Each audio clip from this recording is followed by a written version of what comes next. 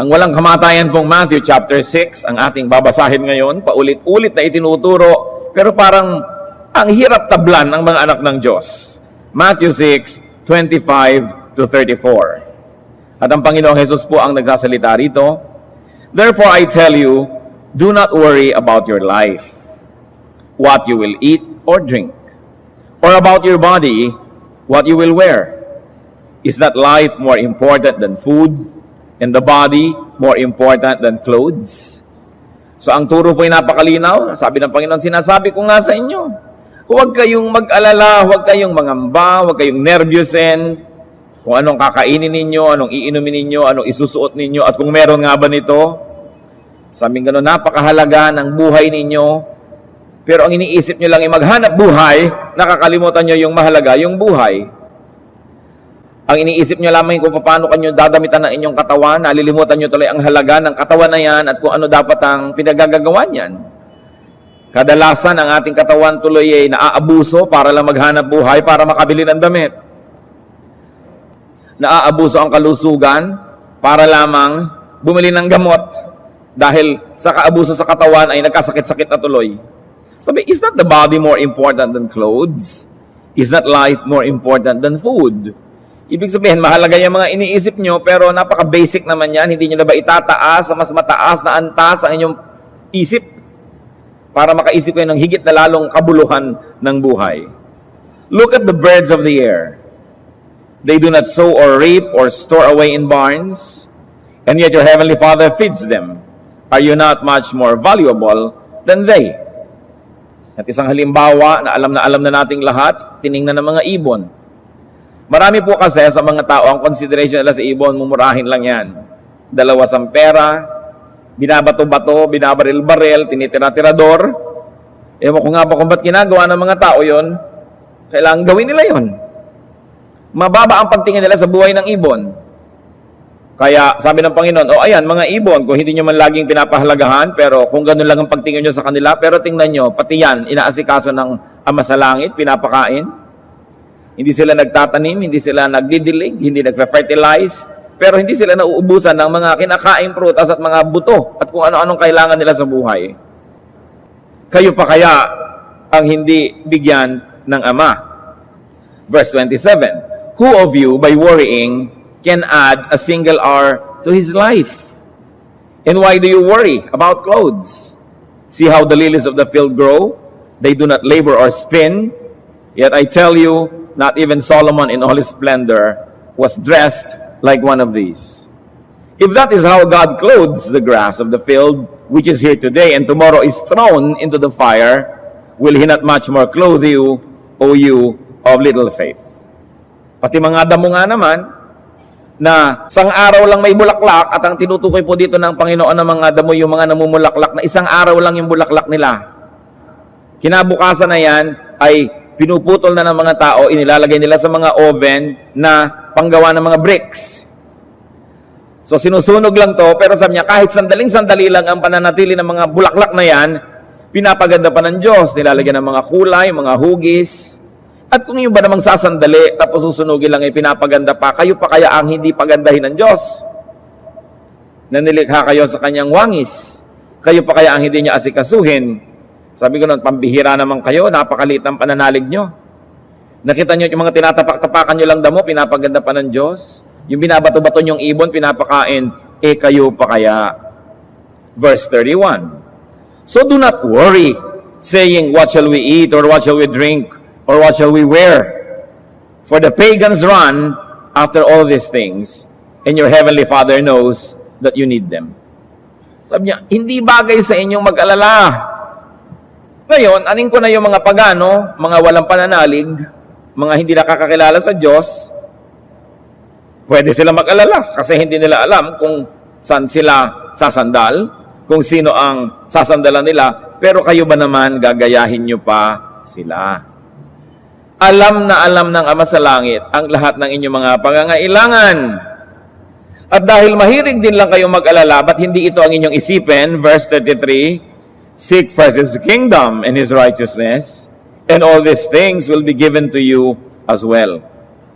Therefore, do not worry about tomorrow, for tomorrow will worry about itself. Each day has enough trouble of its own. At makikita niyo po mga kapatid na ito isa sa mga very distinct teachings ni Lord. Yung here and now. Sa inyo, don't worry about tomorrow. Tomorrow will worry about itself. Pagdating ng bukas, nandun pa rin ang Diyos. Yung ngayon ang isipin mo. Hindi naman ibig sabihin, huwag ka na magplano para bukas, huwag ka na mag-save ni konti, pero huwag kang mag-alala. Walang mangyayari sa pag-aalala mo dahil hindi pa na nakakarating yung bukas, wala ka pang magagawa tungkol doon, so ba't hindi mo nalang harapin yung ngayon? Each day has enough trouble of its own. At kung hihimay-himayin po natin ang turo na ito, let's take a look at the cause of worry. Ano ba yung pinagmumula ng pag-aalala? Needs. Ang ating mga pangangailangan. And the Lord specified need for food, for drink, for clothes. Mga basic things para mabuhay. In other words, in today's cash economy, money ang ibig sabihin yan. Pag-aalala sa pera, pera, pera. And everything else associated with getting, having, keeping, and multiplying money. So mag-aalala ka magkapera, pag may pera ka na, nag-aalala ka na huwag manakaw yon. At pag hindi na nanakaw, nag-aalala kang tumubo yun ng marami, dapat kumita yun. Puro pag-aalala. Sabi ng Lord, props lang yan sa buhay, pero hindi kayo nabubuhay para dyan. Dapat lumampas kayo na yan ang iniisip para makarating ang isip nyo sa higit lalong matatayog ng mga bagay na siyang lalong dapat pagtuunan ng kahulugan ng buhay. Now, what is the fruit of worry? Which is the heart of the teaching. Ano ngayon ang nagiging bunga ng pag-aalalang sobra at pamamroblema? The fruit of worry includes forgetting, neglecting, and leaving the kingdom of God and righteousness. Ano ba yung kingdom of God? The Lord never specifically taught what the kingdom of God really is all about. Lagi niya sinasabi, repent, the kingdom is at hand, the kingdom is here. Have the kingdom of God. At pati din naman sa ating prayer, mapa sa amin ang kaharian mo, thy kingdom come. The Lord did not specifically teach us about what that kingdom is all about, but He taught us how to go to that kingdom or how to make that kingdom go down into our hearts, into our lives. And apparently, the major qualities of that kingdom is that it brings joy, serenity, peace, tranquility. Na ang kaharian ng Diyos ay pinaghaharian ng kapayapaan, kagalakan, kabanalan. At sabi niya, kung lagi kayong nag-iisip tungkol sa pagkain, sa damit, sa gagastusin nyo, hindi nyo tuloy na pag-iisipan ng kabanalan. O kaya, sa paghahangad nyo sa mga bagay na yan, tinatalikuran nyo ang kabanalan, tinatalikuran nyo ang kaharian ng Diyos dahil ang inaatupag ninyo, hanapin ang mga bagay na yan. At totoo, di po ba? Oras na nag-alala ka na, aalis ka na sa kingdom of God, lalabas ka na sa bakuran ng kapayapaan, pagtitiwala, aalis ka na sa bakuran ng kagalakan, at magpupunta ka na doon sa kabilang bakuran ng pamamroblema, pangungunsumi, init ng ulo, away-away. Kaya nga, you live the kingdom of God. Sabi ni Lord, why don't you think of the kingdom of God instead? When people focus on their needs and worry about their needs, they tend to live the kingdom of God and enter the kingdom of darkness. They tend to drop righteousness and resort to unrighteous, even sinful ways. Kaya sa paghahanap ng pera, ibinebenta ang kaluluwa. Sa paghahanap ng kayamanan, kinokompromise ang patotoo at ang katuwiran. Sa hilig sa mga bagay na ginugusto ng katawan, ang nasasakripisyo, ang espiritu at ang relasyon sa Diyos. Kaya sinasabi doon, hindi nyo ba nakikita na pandaraya ang mga bagay na yan? Nadadaya kayo pag sobra kayo nag-iisip sa mga yan kasi sa pag-aalala ninyo, magsa-shortcut na kayo ngayon, magko-compromise na. You will make a pact with the devil and you will sell your soul to the devil just to get money. You live the kingdom of God. So yan ang una niyong isipin. Now, how can we reverse that? What is the opposite of worry? Ano nga ba ang kabaligtaran ng pag-aalala? Trust. Trust in God. Yan ang kabaligtaran.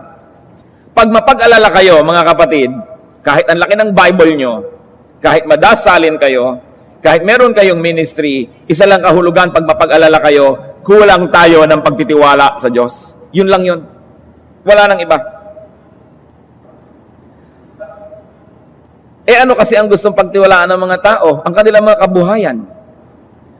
Sasabihin nila, hindi na ako mag-aalala kung meron na akong ganito karaming savings. Hindi na ako mag-aalala kung may bahay na ako, na hindi na ako nangungupahan. Hindi na ako mag-aalala kung meron na akong nabiling ataol at saka libingan. Hindi na ako mag-aalala kung napagtapos ko na lahat ng aking mga anak. Hindi na ako mag-aalala kung meron na akong fully paid na insurance. Hindi na ako mag-aalala kung nakahanda na ako para sa aking retirement.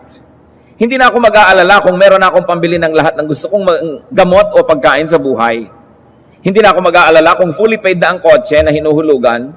Hindi na ako mag-aalala kung nasa inyo na ang buong mundo. Mangyayari pa ba yun? Kahit naman napatapos mo na yung mga anak mo ngayon, mag-aasawa, wala na namang hanap buhay, magkakaroon ng anak, ikaw na naman ang mag-aalala ng pag-aaral niyan. Hindi matatapos ang pag-aalala kung ang gusto nyong requirement, secure ang lahat. At kahit pa nga may bahay ka, nasusunog pa yan, natatabunan pa yan ng lahar. Kahit may savings ka, kung minsan nagsasara yung bangko. Kahit meron kang educational plan, nawa 1, 2, 3 ka kung minsan ng mga insurance. Yung OCE nga, biglang tumakbo, nawala na lang bigla. Meron pa naman ako noon na binili. Meron namang hindi tumatakbo, pero hayan, walang maibigay sa'yo pag mag-enroll ka. Paano manalaman na secure ka pag may insurance ka? Nakakatulong. And I believe in insurance. Kaya lang, pag doon ka lang umasa, mabibigo ka rin siguro, hindi ka sure. Kahit ang dami-dami mong savings, pagka nakita ng mga kapitbahay mong may savings ka, kikidnapin ka bigla at kukuhanin yung pera mong ransom. Kaya mas secure nga yung walang savings, sino mag-i-interest sa'yo? Nakidnapin ka. Sabi ni Lord, security is not in the abundance of money. In fact, yung mas maraming pera, mas mapanganib ang buhay nila. Nakita niyo yung mga walang pera, kahit mahiga sa lansangan, walang pangamba sa kanyang security. Ang lakas maghili kahit nakasanda lang sa isang buwig na saging o sa isang sakong kamote. Mga tindera, ginigising mo na, ayaw pag magising. Pero yung maraming bag, pera sa bag, talagang alalang-alala. Ang bag, yakap-yakap, hindi maiwan. Ngayon, masarap na rin siguro mapuno ng pera ang bag natin, ano? Pero, hindi ko mo meron kanyan, ibig sabihin, secure ka. Anong itinutulong ni Lord? Luke 12:15. Then He said to them, watch out. Be on your guard against all kinds of greed. A man's life does not consist in the abundance of his possessions. Nagkakaroon ng financial reversal ang mga tao. Hindi ko ang yaman-yaman mo, it means that you will always be rich. At hindi ko naman ikay maralita ngayon, ibig sabihin na hindi ka na-asenso sa buhay. Mahiwaga talaga ang buhay ng tao. Why should people trust in God? Sabi niya, trust your Heavenly Father. Why? People can and people should trust in God because one, God is our Heavenly Father. Sabi niya, your Heavenly Father. Yun ang tawag ng Panginoon at tinasabi niyang itawag natin sa Diyos. Unang-una, yung sentence lang na yan, God is our Heavenly Father. Dapat secure ka na kasi unang-una, God siya. Hindi lang siya man, hindi lang siya angel, siya God. And God is atin. Hindi Heavenly Father ng iba, atin. And He is a Heavenly Father, not just an earthly Father. Napakarami po mga bayaning ama, pero may mga ama din na inaabandona ang anak, inaabandona ang asawa, inaabandona ang kanyang mga ang kanyang mga duties. Pero this is a Heavenly Father. Banal, tapat, hindi magkukulang, makapangyarihan, and above all, He is our Father. Siyempre, sa Israel, laging ginagamit yung word the Father. Sa ibang culture naman, yung symbol of tenderness, mother, edi yung equivalent nun, God is our parent. The finest qualities of a father and a mother are both in God. So how can you not be secure? And this is one Jesus logic. It is unique because Jesus logic calls God Father. Alam niyo po, ang tradisyonal na tawag at bansag ng mga Israelita sa Diyos ay napaka-formal. Traditional Jewish addresses to God were formal. Pero ang sinabi ni Lord Jesus, Abba, which is Aramaic, his native tongue, for Father. It is an intense, superlative, perfect term for endearment and intimate relationship. So hindi lang yung malayo, kundi ito'y very close relationship. Mark 14:36, Abba, Father, he said, everything is possible for you. Very intimate. Once more, it is a Jesus logic, is a new point of view. Dati sa Israel, ang layo-layo ng tawag sa Diyos, nangingimi silang banggitin man lang ang pangalan.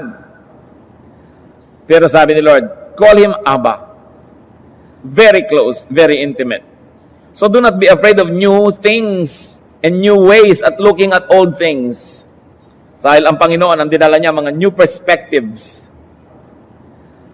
Pati Christianity ngayon, 2,000 years old na, kailangan natin ng mga new perspectives, mga bagong pananaw sa mga dating nandyan ng mga bagay. Hindi mo binabago ang tinitingnan, pero nagbabago ang paraan ng iyong pagtingin. Sapagkat may mga hinihingi ang ating panahon. People can and should trust God because God provides even for birds. Yan ang logic. Because God provides even for plants. Kung yung ibon at yung halaman na walang kaluluwa, walang espiritu, inaalagaan, ikaw pa kaya? Sa katunayan, hindi siguro kalabis ang isipin, mga kapatid, na inaalagaan nga ang mga ibon, ang mga hayop, ang mga halaman, alang-alang sa tao. Para sa tao. Para ma-enjoy niya yung garden of God, yung beauty, yung supply, yung abundance. Nakita niyo pati mga kabayo natutunang sakyan ng tao.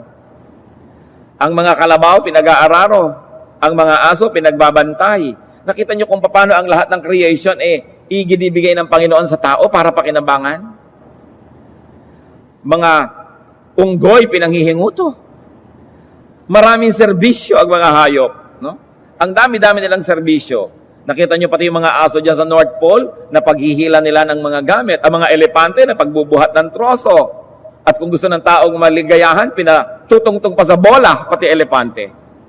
So, nakaikot sa tao ang lahat. Sabi, kung yung mga yan inaalagaan, ikaw pa kaya na nasa kalagitnaan ng lahat-lahat na pinagbilinan, that you're going to manage the garden, that you're going to be in the center of creation.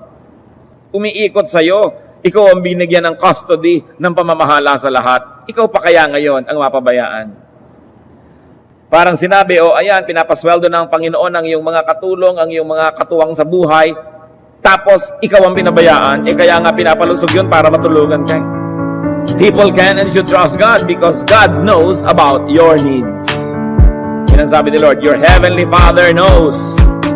Matthew 6:32. For the pagans run after all these things, and your heavenly Father knows that you need them. In fact, sa Matthew 6:8, nung natuturo ang Panginoong Jesus ng pananalangin, sabi niya, your Father knows what you need before you ask Him. So you don't even need long prayers. You don't need very detailed prayers because your Father knows. Kung minsan naman yung iba magpe-pray group prayer, Panginoon, nasa ospital po ngayon ang aking kapatid. Gusto siguro sabihin ng Diyos, alam ko. O-operahan po siya bukas, alam ko. Wala po siyang pera, alam ko. Pagpalain niyo po siya, yung pala ang gusto lang sabihin ng nagdadasal, pinaparinig ko sa mga kapwa niya nagdarasal, pautangin niyo naman kami. Sinasangkalan pa ang Diyos, don't pray to inform God because God knows. Ngayon, kung hindi po alam ng inyong mga kasama sa pananalangin yung detalye, bago kayo manalangin, sabihin nyo, ipanalangin natin ang kapatid ko kasi meron siyang cancer, merong procedure na gagawin sa kanya bukas, at wala siyang kapera-pera. Then you can go to prayer, and Lord, pagpalain mo po ang aking kapatid at kami gustong mga tumulong sa kanya, bigyan niyo po kami ng kakayahan. Amen. Pero hindi, Lord, nasa ospital po ang kapatid ko, nasa room 704, at siya po ay may kailangan bukas. Sabi nga po ng doktor, kailangan po niya ng dugo. Bakit po ini-inform ang Diyos? Hindi ba niya alam yun? Mga walang kakwenta-kwenta panalangin. Hindi nakakapagtaka kung titinggin. Kasi hindi panalangin, It's a performance for the sake of the audience who are our fellow men. Don't pray to inform God. Inform others beforehand. Because your Father knows what you need, even before you ask Him. At sabi niya, only pagans and unbelievers do these things. Indeed, only pagans and unbelievers may worry. Because they do not know God, and they do not know God as their loving Father. Sinabi kong they do not know, hindi ko sinabing they do not have God. Because people have God. Kahit sila pagans. Kaya lang hindi nila kilala. Kaya hindi kataka-taka na mag-alala sila. Pero sa mga nakakakilala sa Diyos, hindi bagay mag-alala. Dapat naman mag-alala yung mga pagans because in fact, what pagan religions really teach is fear of their gods. Pero kakaiba ang ating Diyos. Siya ang nagbigay sa atin ng kanyang bugtong na anak para sa ating katubusan. Samantalang sa pagan religions, ikaw ang bigay ng bigay doon sa Diyos. Nagsusunog pa ng mga bata. Nagsasakit pa sa katawan. Pinapadugo ang sarili para mag-alay sa kanilang Diyos. Ang ating Diyos ang dumugo para sa atin. Baligtad. Tapos mag-aalala ka pa? Ngayon, bakit hindi tayo dapat mag-alala mga kapatid? Yun nga mga pagano, yun nga mga hindi maka-Diyos, pinagpapala din eh. Sabi sa Matthew 5:45 ng Panginoon, referring to God, He causes His sun to rise on the evil and the good, and sends rain on the righteous and the unrighteous. In other words, God cares so much that He cares even for evil and ungodly people. Sa anak pa kaya niya? Napakalinaw na ng logic na yan. Baka naman yung iba sa inyo, ay, pwede na pala ako maging evil, papaarawan din pala. Papaulanan din at papaambunan. Kung yun ang evil, pinapaulanan, kung yung negosyo nga nung hindi maka-Diyos, pinagpapala pa rin. Kung yung mga sakit ng mga hindi nananalig sa Diyos, pinapagaling pa rin. Kahit nga kung saan-saan kahoy at chok at mga kalendaryo nagdadasal, pinapagaling pa rin ang tunay na Diyos. Dahil mahal niya ang tao. Yung pa kayang magdadasal sa Kanya, in spirit and in truth, yun pa kayang anak niya ang mapabayaan. Kaya sabihin niyo sa katabi niyo, talagang di bagay sa iyong mag-alala. Out of place na mag-alala. Ungodly na aalagaan, ikaw pa. What is the focus of the Lord's teaching here? The kingdom of God. Yan ang focus niya. And what might that be? Isang pagtatangka ng definition sa kingdom of God. It is the rule of God in the world. Therefore, it's collective and corporate. At yan ang hinihintay nating mangyari. Pero apparently, hindi pa nangyayari yan dahil marami pang parts ng world, kingdom pa ni Satan, lalong-lalo yung mga puso ng hindi maka-Diyos. So the rule of God in a group of people's heart, like in a church, meaning a congregational meaning of the kingdom of God. And up to a point, the church must be heaven's advance party, heaven's embassy, because Christians are ambassadors of God. So dapat meron ka nang na-enjoy sa church ng mga qualities noong heaven that is yet to come in full. But it has already come in part. Kaya sabi ni Jesus, the kingdom has come. So nalilito ka, has the kingdom come or it will still come? Nandito na ba o antayin ko pa? Both, I think, are right. Nung si Jesus ay dumating at namatay at nabuhay na muli, dumating na yung kingdom na yun, yung promise, yung possibility. And yet, it still has to find complete fulfillment as people obey God more and more. At pag dumating na yung buong ipinangakong hinihintay ng lahat. The rule of God, very specially possible now, is the rule of God in an individual's heart. Meaning personal. So may pang buong planeta, buong sangkatauhan na kingdom of God na hinihintay pa natin. Meron naman na congregational na maaring mangyari na sa mga grupo ng mga mananampalataya at very specially, pwede na mangyari yung personal na karanasan ng kingdom of God. Na si Jesus ay naghahari sa iyong puso, ang Diyos ay nananahan sa iyong puso, ang katawan mo'y templo ng Espiritong Banal, well, the kingdom of God has come to you. Although, at varying degrees, depending on our commitment to Christ and our obedience to Him. Kaya may mga taong mas panatag kaysa sa iba. Hindi ibig sabihin, mas mapera. May mga taong mas payapa, mas banal kaysa iba kasi may personal involvement tayo para maganap ang kingdom of God. Ngayon, kung ang inaantay yung kingdom of God ay yung mga bababang kasama ng mga ulap, may mga trompetang anghel, matagal lang inaantay ng mga tao yon. Kung yan lang lagi ang aantayin ninyo, and you will put everything on hold for that, you will not enjoy the kingdom of God that is already available na sinasabi ni Lord, it has come. And that is a personal experience of the kingdom of God in your own heart. And this kingdom is characterized by blessings, by peace, and holiness. Remember, whenever you worry, you get out of that kingdom. Kaya sabi ni Lord, huwag. But the message here is not just, do not worry.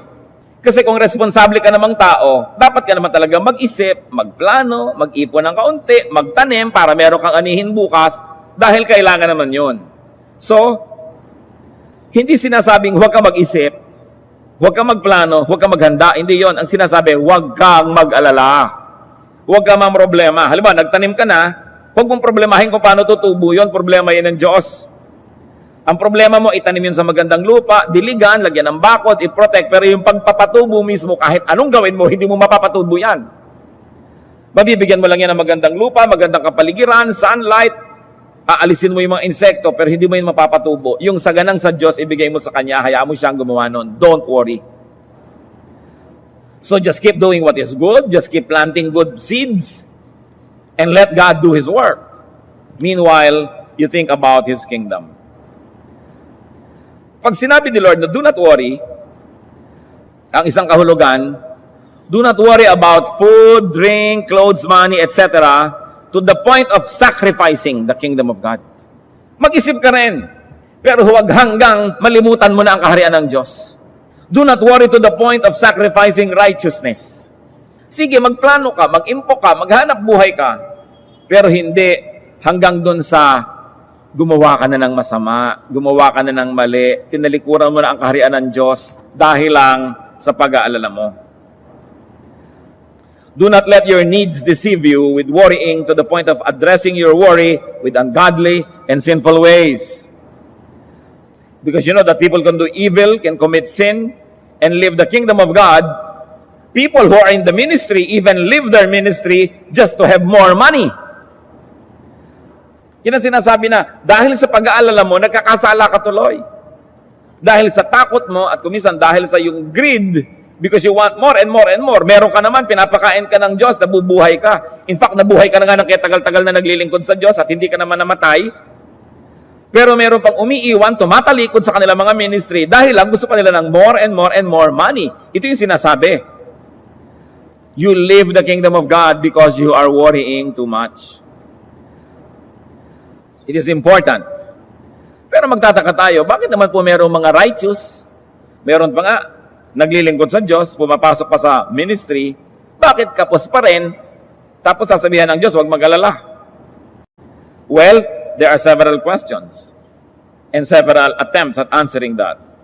The question is, why can those who decide to pursue the kingdom of God still be wanting? At kung minsan naman nakakakita talaga tayo ng ganyang halimbawa, naglilingkod, sumusunod sa Diyos, ba't kapos sa kapos? Nag-ministry pa daw, nag-mission, bakit hikahos na hikahos? Well, choose the correct answer. 1, Jesus is wrong. Hindi totoo ang sabi niya. Hindi totoo that God will provide. Hindi totoo that our Heavenly Father knows our needs. Hindi totoo yon. One choice, Jesus is wrong. Remember, hinahanapan natin ng sagot yung mga bakit nagpapaka-Diyos, naglilingkod pa sa Diyos, naghihirap pa rin. So 1, Jesus is wrong. Sino gustong sumagot niyan? Wala.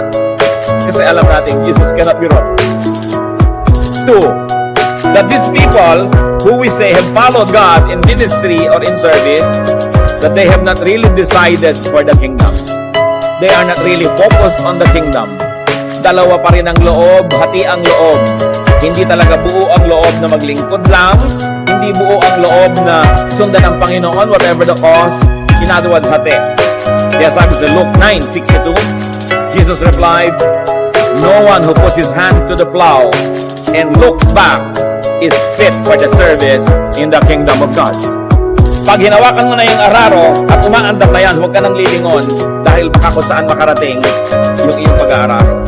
Sabi yung lilingon-lingon pa sa pinanggalingan, pinangihinayangan ng iniwan at tinalikuran, hindi ka bagay maglingkod sa Diyos. So baka may mga lingkod, naglilingkod na nga, kitang-kita natin what we see from the outside, napaka-godly at talaga nagsasacrifice. Pero ba't kapos sa kapos? Hindi natin alam kung ano nangyayari sa kalooban, baka naman look back ang inaatupag. Panay ang panghihinayang sa iniwan at tinalikuran. Ako, nag-ministry pa ako, bakit nalang kaya ako hindi nag-artista? Nag-ministry pa ako, ba't hindi nalang kaya ako nagnegosyo? Ang dami-dami kong pinalampas na opportunity sa secular world para maglingkod dito. Mukmuk ng mukmuk ng mukmuk. Kaya siguro hindi mapagpala kasi hindi buo ang loob. Alam niyo po, ang Diyos ayaw niya nung palingon-lingon pa sa pinanggalingan kung nag-decide ka ng susunod. Nakita niyo ang asawa ni Lot? Pasasabugin ng Sodom. Iniligtas sila ng Diyos. Sige, takbo kayo, takbo. Sasabog na ang siyudad na ito. At nagtakbuhan sila sa malayo.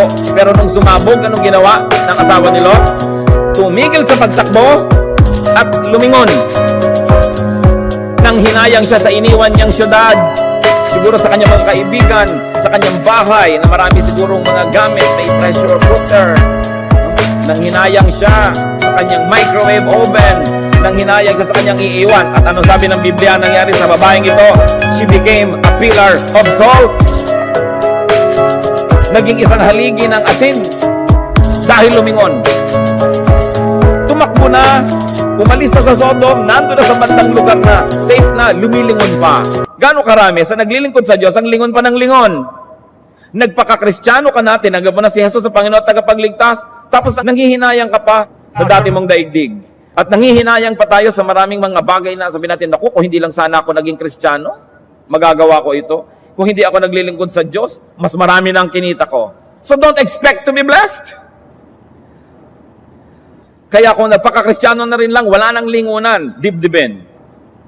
Hindi katulad ng mga iba na magme-minister tapos kwenta ng kwenta sa mga nalugi sa kanila dahil sa kingdom of God, ang hindi tuusin yung kanilang naging mga ganansya dahil sila ay anak ng Diyos.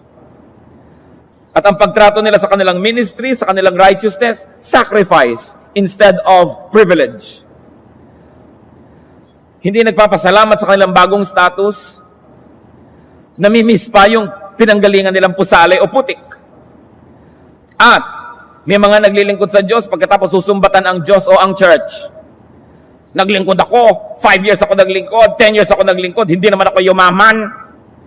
Pero hindi naman niya makitang buhay pa siya, buhay pa ang kanyang pamilya. Hindi naman siya ginutom. Ayan nga siya, isang malaking patotoo sa kabutihan ng Diyos. Pero ikukumpara ang sarili. Yung mga classmate ko nung araw, mas mayaman na kaysa sa akin. Yung mga classmate ko nung college, mas sikat na sila ngayon kaysa sa akin. Walang nangyari sa buhay ko. You hear this from mouths of people who say they serve God. Do you think they will receive God's blessings? So they will always be wanting, laging kulang at kulang at kulang. Kasi maglilingkod sa Diyos, pero may mga requirement. Dapat may bahay ako maganda. Dapat may magbigay sa akin ng kotse. Dapat meron akong van. Dapat meron akong computer. Dapat meron akong ganito. Dapat meron akong ganyan. Eh ngayon, kung bibigyan ka ng Diyos, binigyan ka, pasalamat ka, pero dapat mo bang hingin na requirement yon? Mahirap ba sa Diyos na bigyan ka kung talagang gusto niyang bigyan ka? Imposible ba yon? But for you to lobby, to politicize for it, to angle for it, will be to compromise the kingdom of God in your heart. So don't look back. That is another Jesus logic. Don't look back. Dapat total focus and total concentration. Isang loob, hindi dalawa. Buong loob, hindi sira. So dalawa na yung pinagpipilian natin. Jesus is wrong, or those who say they have decided for God are not really focused.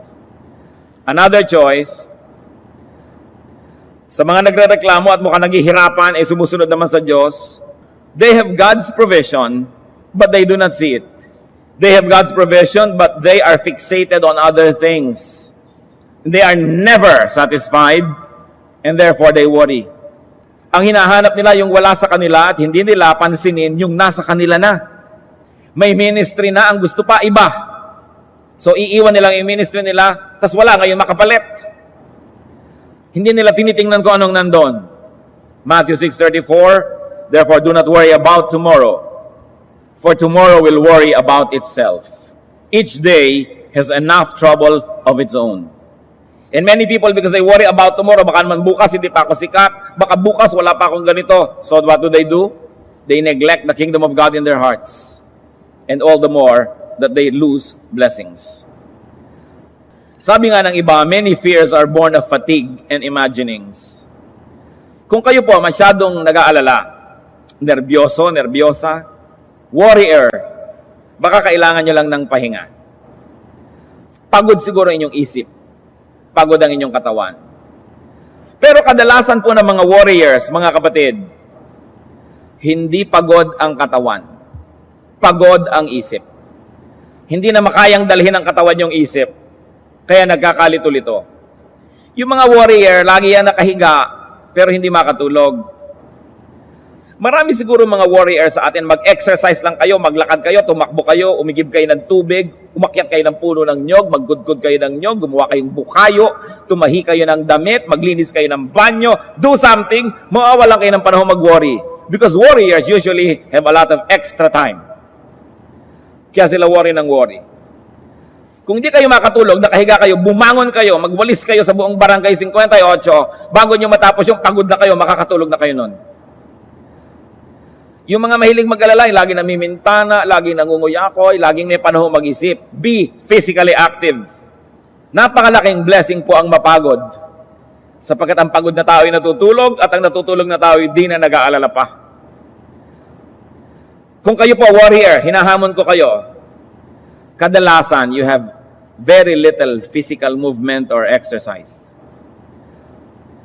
Magpawis lang kayo, nawawala yung mga toxins ng katawan nyo, nawawala yung inyong hilig magdramang bukid. Pero yung lagi na lamang binabalot ng pranela ang katawan, laging giniginaw, nakaupo at nguya-nguya ko, yan ang nag-aalala lagi. Tanggalin nyo yung mga balabalabal na yan, mag-exercise kayo, at nang sumigla-siglang katawan ninyo at nang hindi kayo madaya ng demonyo. Kaya kailangan active ang tao. Sabi, 6 days you shall labor, and on the 7th you will rest. Because even work is therapeutic. So rest if you are very tired, and make yourself tired if you're too rested. And then be grounded on the facts. What are the facts? That God has a part. What is God's part? God is our Father. God is our provider. Don't forget it. And God provides for the birds, for the grass, even for the ungodly. So bakit ka mapapabayaan ng Diyos? Kung nandun ka lang talaga sa landas na dapat mong lagyan, nandun ka sa ilog kung saan dumadaloy ang kanyang pagpapala, bakit ka mauuhaw? Siguro nauuhaw ka dahil ang layo-layo mo dun sa ilog. At gusto mo yung ilog, umiba ng landas at puntahan ka. You must be like a tree planted by streams of water. Your leaves will not wither, and you will bear fruits in season. So in a matter of correct placement, where are you placed? Kung kayo laging kapos na kapos, gutom na gutom, kulang na kulang, baka wrong ang placement nyo. Dahil hindi naman pwedeng kulangin ng Diyos, at kahit bigyan kayo ng Diyos, hindi pa rin niya ipaghihirap. So ba't kayo pagkakaitan? Kung yan ng mga ungodly, binibigyan. So there must be something about the way we live, the way we think, even though we may be in the ministry, even though we may be religious, even though we say we are godly. We've got to think. Kaya sabi sa Romans, be renewed by the changing of your mind, by the way you think, by the way you look at things. And if God's part is to provide, our part is to focus on life, on living. Magkaroon ng buhay, hindi lang ng hanap buhay. Brothers and sisters, listen well. Work to live. Do not live to work. Maghanap buhay ka lang para may kainin ka, may surplus energy to do higher things, to be creative, to be artistic, to be productive. Pero hindi ka lang nabubuhay para maghanap buhay. Kaya sabi, huwag mo lang isipin yung mga basic things na yan, pagkain, damit, shelter. Dapat nakakalikha ka ng mga bagay, nakakabuo ka ng mga building, nakakagawa ka ng mga tula, nakakagawa ka ng mga painting, meron ka mga philosophies na lumalabas sa iyong utak, nakakagawa ka ng mga libro, nakakatulong ka sa kapwa, naaangat mo ang iyong mga kapatid na nadadapa. Hindi lang mag-aalala ka lagi ng pambayad ng kuryente, tubig, at kung ano-ano mga rent. Dilikha ka ba ng Diyos para yan lang ang atupagin sa buhay? We were created in God's image. We must reach the highest potential of our humanity. But you will never be able to get even near that if you will always be fixated on the basics. You've got to graduate from that. At alam natin, the Lord will provide. The Lord is God. The Lord is our Father. The Lord is in heaven. So if it's not happening, it's not that something is wrong with God. It's probable that something's wrong with the way we live. Something's wrong with the way we think. That's why we have to change the way we think. Sino sa inyo ang nanonood ng mga National Geographic o yung mga ganyang mga palabas sa Discovery Channel? Patingnan ang kamay ninyo. Iiwagayway nyo nang makita nating lahat. Ayan, marami. Nakikita nyo ang pinakamatayog na hangarin ng mga sawa? Lunukin ka. Ang pinakamatayog na hangarin ng leon, kainin ka. Ang pinakamatayog na hangarin ng mga buhaya, kagating ka at kainin. Ganon din yung pating. Ngayon, yung mga ibang hayop naman, ang pinakamatayog nilang hangarin, huwag makain, makatakbo, makalipad, makatakas. Yung buong buhay, iniisip mo lang makakain ka at huwag kang makain ng iba, panghayop lang yon. Hindi yun pang tao. So, hindi buong buhay, iisipin mo lang kung ano kakainin mo, huwag kang makain ng iba, huwag kang maisahan. Dapat nakakalampas tayo doon to a creative, beautiful, productive humanity.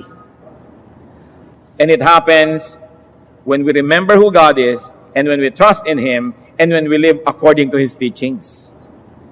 Nalulungkot po ako pagka nakakakita ko ng mga tao na ang tanda-tanda, namatay, tapos alam mo na sa kanyang buong buhay, hindi man lang nakalasap ng ginhawa. Hindi man lang nakalasap na tumingin sa mga magagandang tanawin, o maglakbay, o magbasa ng magandang libro, o manood ng isang magandang palabas, o makapagsuot kaya ng napakagandang damit, kumain ng napakasarap na pagkain. Parang nadaya ang taong ito pag hindi nangyari yun sa kanyang buhay. Ipinanganak sa hirap, lumaki sa hirap, namatay sa hirap. Yan kaya ang kalooban ng Diyos sa atin? I don't think so.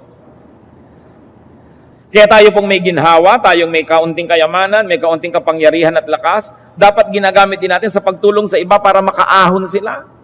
Kung meron kang kayang pag-aralin mo. Kung meron kang kayang pahiramin ng puhunan o bigyan ng puhunan, bigyan mo para magka-chance.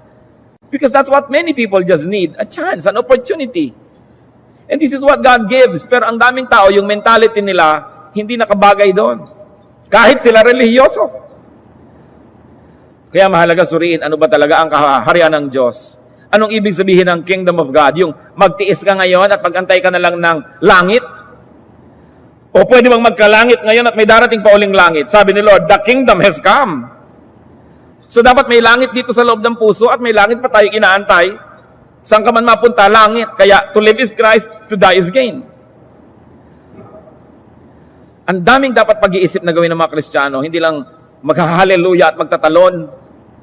Dapat nating unawain kung ano talaga itinuturo ng Biblia, ano itinuturo ni Jesus. So mabuhay tayo, huwag lang maghanap buhay. Gawin nating goal, lampasan yon. Huwag magmistulang leon o ahas o hayo, puro pagkain lang ang iniisip.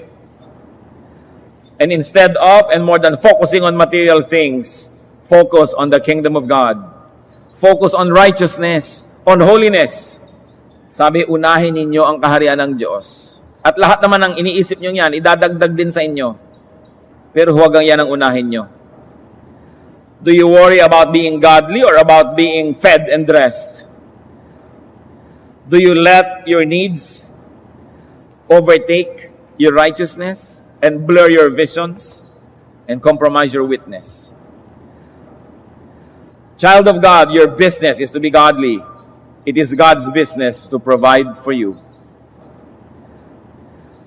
Enjoy the opposite of worry. And what is that? Trust in God. Worry is wasteful. Trust is fruitful. And when all of these are already in place, what else do we need to learn? Learn progressive contentment. Nilagyan ko po ng word na progressive, hindi lang basta contentment, kasi alangan naman gutom na gutom ka, contented ka na. Learn progressive contentment, meaning strive for improvement, but you have to enjoy and be contented with the present, with what is here now, with the supply now, and still strive so that you might have more. But whatever you have now, learn to enjoy it and don't complain. But keep doing more, keep doing good. But learn to enjoy what is here. Yan ang tatawag nating progressive contentment. Hindi lang basta contentment, kundi may progress yan. Later on, may iba ka ng magiging contentment kasi may iba ka ng mga nagiging possibilities. Pero huwag na huwag isa-sacrifice ang kingdom of God at righteousness para lang sa pera. 1 Timothy 6, 6-10. But godliness with contentment is great gain. For we brought nothing into the world, and we can take nothing out of it. But if we have food and clothing, we will be content with that. People who want to get rich fall into temptation and a trap and into many foolish and harmful desires that plunge men into ruin and destruction. For the love of money is the root of all kinds of evil. Some people eager for money have wandered from the faith and pierced themselves with many griefs. Beautiful parting words from 1 Timothy 6:6-10. Kung makadiyos ka, turuan mo ang sarili mo na maging kontento. Hindi kontentong walang ambisyon. Hindi kontentong walang itinanim, walang iniimpok, kundi ginagawa mo ang lahat. At kung sa paggawa mo ng lahat, ito yung meron ka, learn to be happy with it and keep doing good. Because when God blesses you more, then you will have more. But do not always look forward to having more to the point of neglecting to see and appreciate what you have now. It is important to see the here and now. Sabi, marami sa pagnanasang yumaman, ipinagpalit ang kaluluwa, ipinagbili ang kaluluwa. At pinayagan nila na sakmalin ng maraming mga pagdurusa at sakit ang kanilang mga buhay dahil sa kagustuhan nilang magkamal ng mas marami pang pera. Hindi money is the root of all evil. No. The love for money. Because money can be a good instrument in the hands of the godly people. Money can do wonders to expand the kingdom of God. Money can help many people. It's not money that's evil. It's the love for money. Pag pinaglilingkuran mo na yung pera, kasi yung pera ang ginagamit mong maglingkod sa'yo, yun ang napapasama ka na. Kumusta po tayo? Tayo ba yung mga mapag-alala?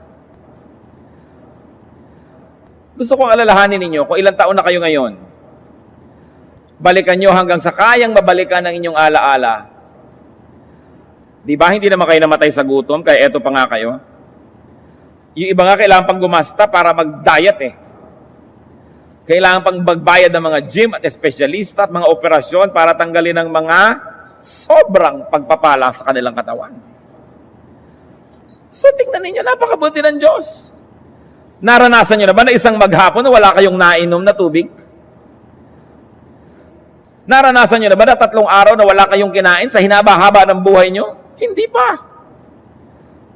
So kung napagtiwalaan natin ang Diyos sa kanyang ginawa na noon pa, hindi ba sapat yung para pagtiwalaan natin sa gagawin pa niya? At sa kanyang mga pangako, na hindi niya ipaghihirap na bigyan tayo, na siya'y ating Ama sa langit, pinagpapala nga niya pati ungodly. Magtiwala tayo sa kanya. Huwag ninyong ilagay ang kaligayahan nyo sa exchange rate ng peso at dollar. Huwag ninyong ilagay ang kaligayahan nyo sa balanse ng inyong bank book. Huwag niyong ilagay ang kaligayahan ninyo doon sa kung ano-ano mga bagay.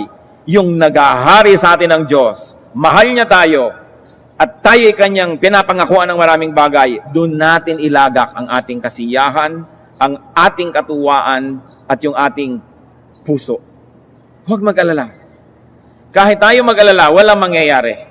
Imposible. Sa katunayan, kung mapag-alala kayo, lalong dumadami ang inyong sakit, lalong kailangan mo ngayon ng pera, kailangan mo ng gamot. Pero meron akong gustong ulitin, pag sobra kayong mapag-alala, magdagdag lang kayo ng activity.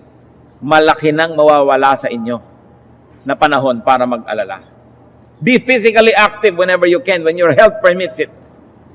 Maraming mga gulo sa isip dahil lang hindi kayo napapagpag. So pagpagin ang mga katawan na yan, lalong-lalo sa fruitful work. Aming Diyos, nagpapasalamat kami dahil pwede kami magtiwala sa inyo. Turuan nyo kami magtiwala at nang sa ganun huwag kaming mabiktima ng pag-aalala. At huwag kaming madaya ng pag-aalala na pati kaluluwa namin ay sakta namin para lang mahanap namin yung mga akala namin will make us secure, will secure us. Give us discernment so that we may not deceived into doing unrighteous acts just to have more money. Kundi ang unahin namin ang inyong kabutihan at sabi nyo naman, ang lahat ng ito'y idadagdag nyo rin sa aming buhay. Unahin namin ang paglilingkod sa iyo, unahin namin ang kabanalan, unahin namin ang kabutihan. Hindi yung magkamal ng ganito, magkaroon ng ganon. Tulay, nakakagawa kami ng mga bagay na unethical, bagay na sinful and unrighteous dahil lang naghahabol kami ng mga bagay na ito. Ipaalala nyo sa amin ito. Mabuhay po kayo aming Diyos. Salamat sa inyong pagpapaliwanag. Salamat sa iyong kabutihan. Sa ngalan ng iyong anak na si Jesus. Jesus. Jesus. Jesus. Jesus. Jesus.